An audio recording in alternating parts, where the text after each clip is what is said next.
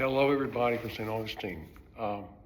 As you probably know, my wife and my family and I were on vacation last week. We were at the beach, and while I was there, I read a book that a friend from St. Augustine loaned to me. It's called While the World Watched by Carolyn Maule McKinstry.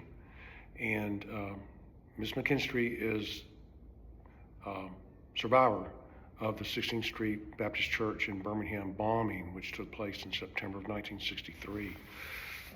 4 little girls were killed in that bombing. She had been in the restroom with them moments before the bomb went off and left to go do something else at church. And so she narrowly escaped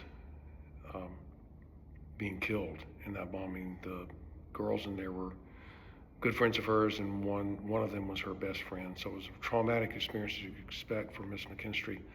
And something she struggled with her whole life. She was 14 years old at the time, and she is 78 now. The book is a memoir, and it's also a story of healing, of forgiveness, of reconciliation, and deep, deep faith on her part.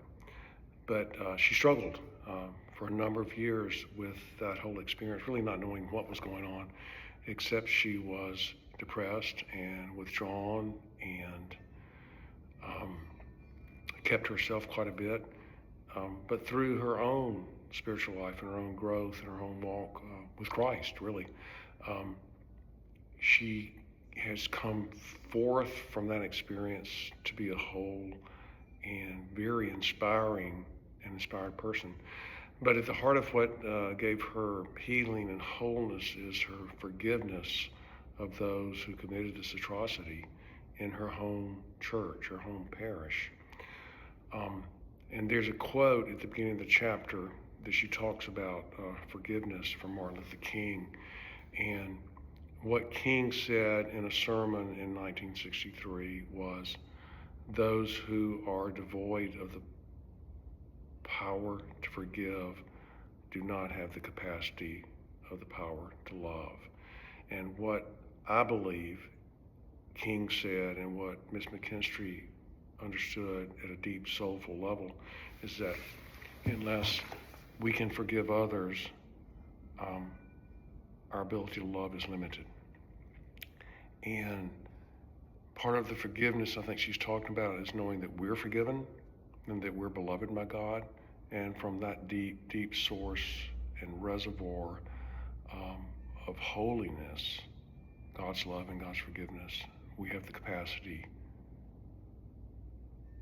to forgive others, and so to love them. So I want you to think about that.